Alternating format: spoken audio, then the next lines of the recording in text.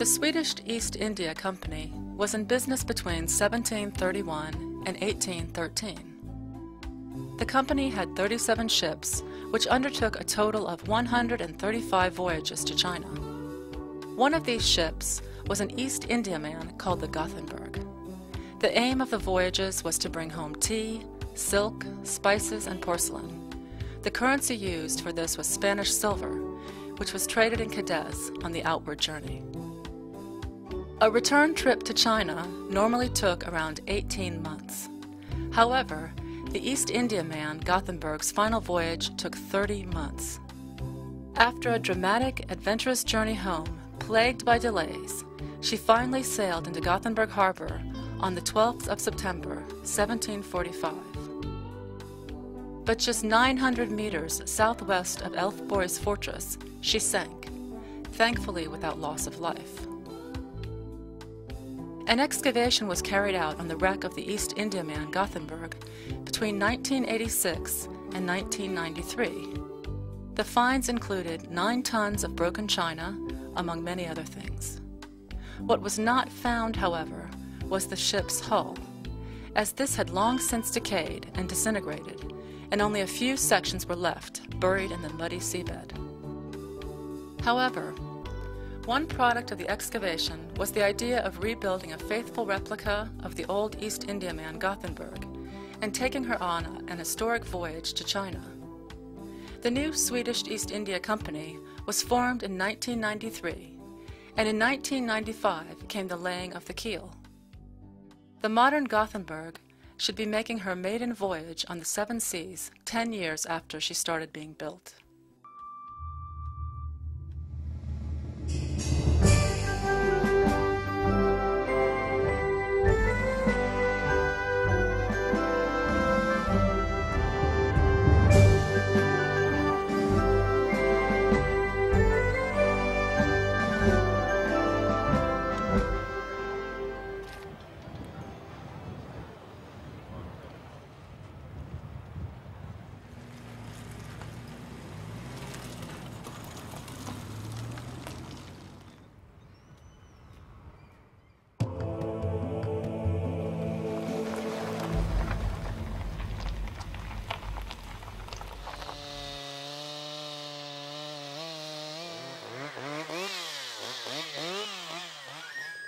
Building a ship of this size requires enormous amounts of wood, over 4,000 cubic meters in all. The biggest trees are oak, with a diameter of around 1 meter and weighing some 10 tons. These trees come from central Sweden and southern Denmark and are around 200 years old.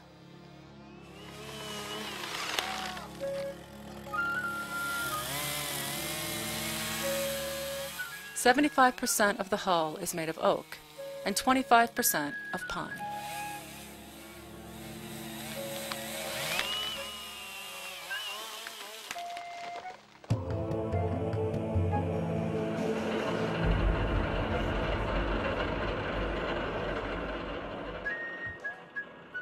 The ship's rib planks are made of laminated pine, each plank being 14 meters long.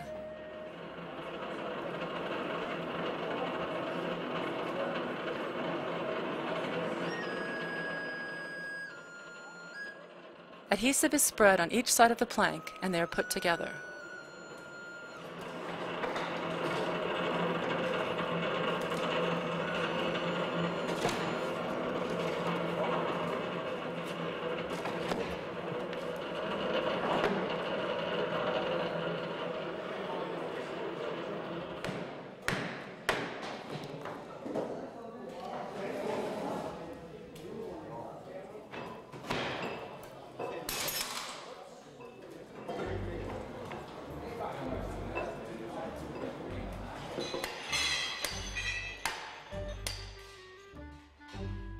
With the help of 70 clamps, placed 20 centimeters apart, the rib planks are then bent into the right shape.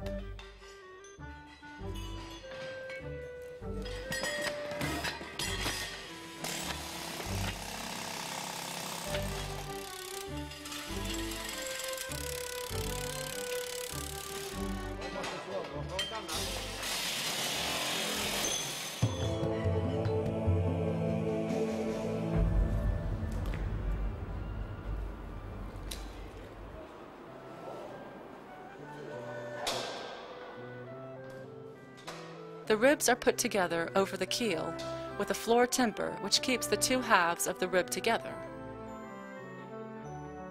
All in all, there are 66 ribs, each weighing approximately 2 tons.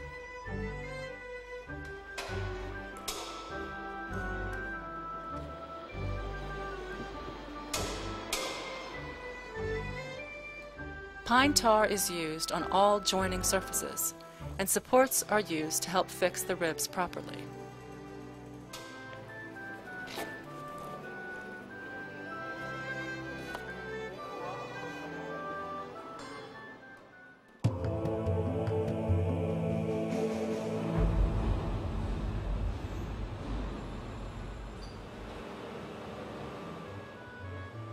Once all the ribs and floor timber are in place, it's time to mount the prow, which is made up of 3 sections. The connection between the keel and the prow is spliced together using a half joint.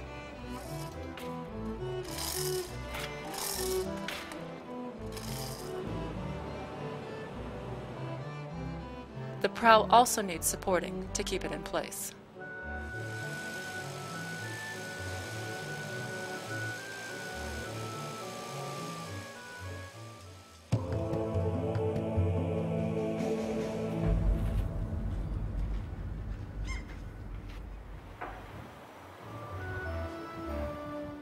A lot of forged iron is needed to hold all the wooden parts together. A number of tools are required, such as axes and sledgehammers for special purposes, and these are made on the construction site.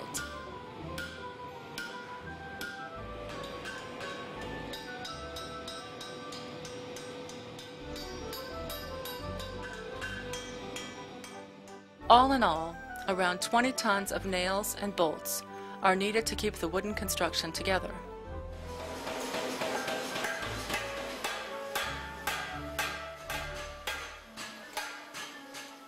Here you can see some of the 56,000 nails that were needed for construction being made.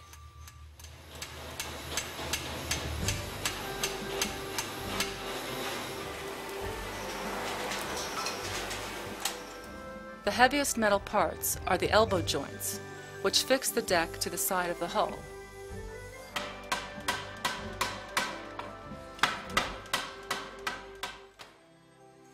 Each one weighs about 80 kilograms, and there are 250 of them in all.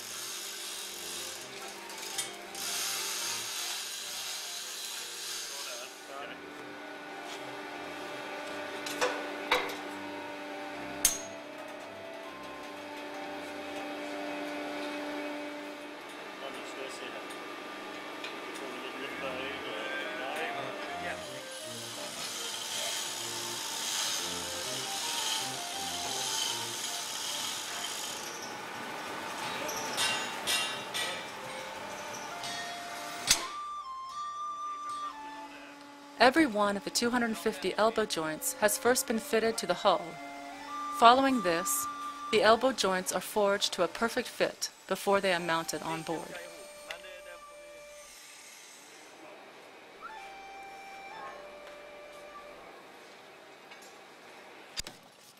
But it is not only the hull that needs forged iron.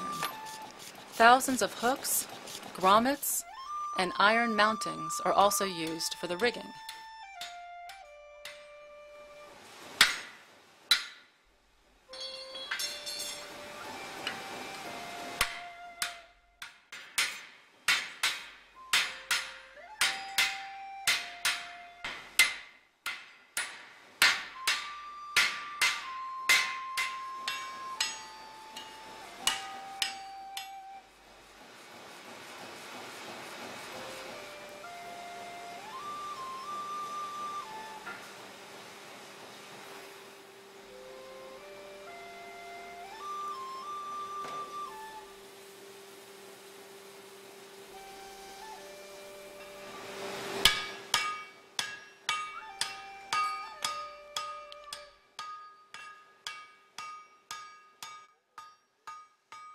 Over 50 tons of steel have been forged for the ship.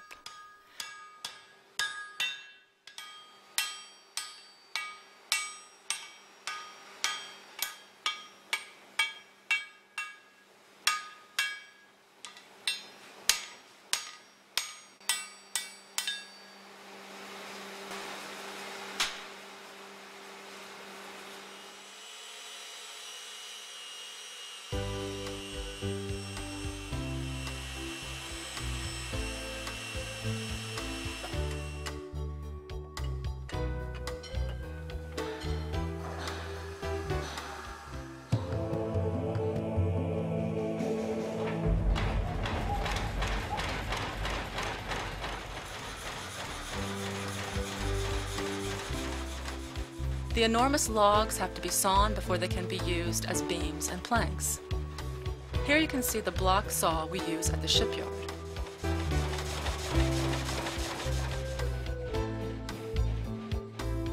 Once the timber has been sawn, it is laid out to dry before use.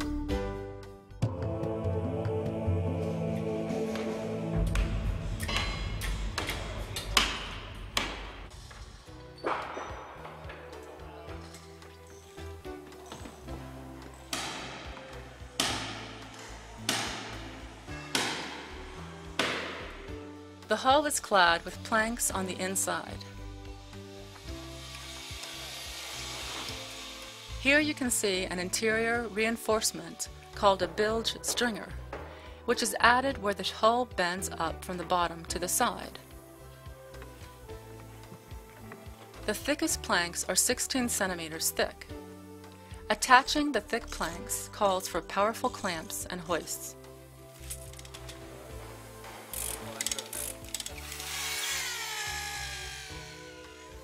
The planks are pre-drilled before the nails are driven to prevent splitting.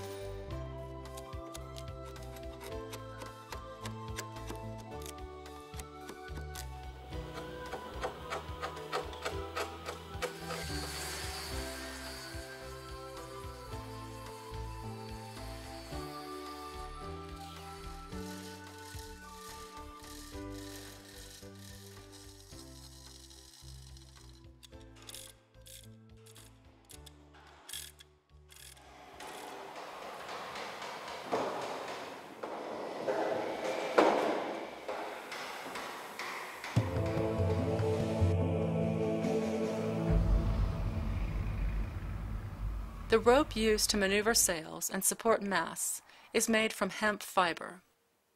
The fibers should ideally be as long as possible.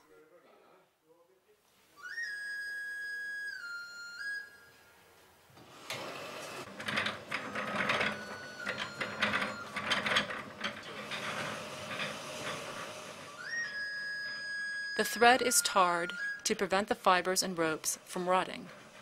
It's important to use just the right amount of tar.